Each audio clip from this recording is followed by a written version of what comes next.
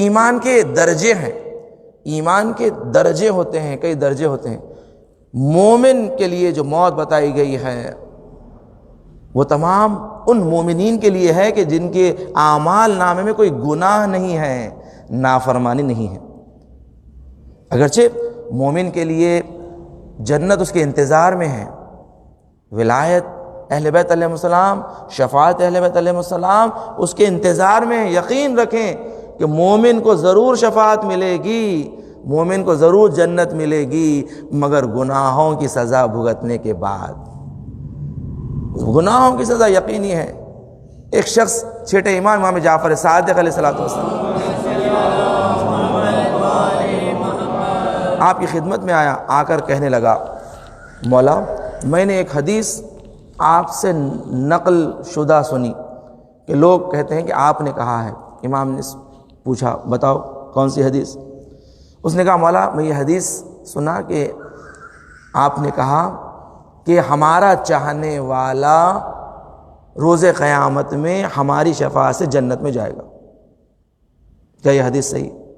امام نے کہا ہاں یہ حدیث صحیح ہے۔ میں نے کہا، اس نے کہا مولا مجھے تعجب ہوا جب میں نے سنا کہ آپ نے ایسے فرمایا کہ آپ کا چاہنے والا جنت میں چلا جائے گا چاہے گنہگاری کیوں نہ ہو۔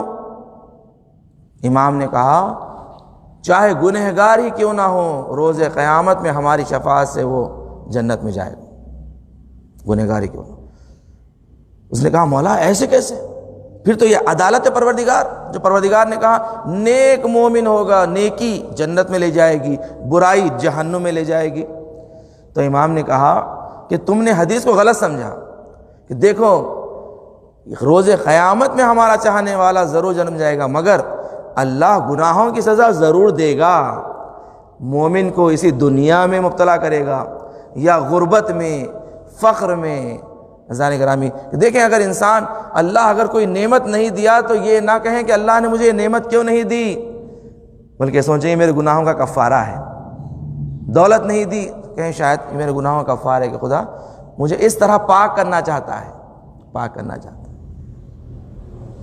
کہتے ہیں یہ امام نے فرمایا کہ ہمارے چاہنے والے کو اللہ پاک و پاکیزہ کرے گا اسی دنیا میں۔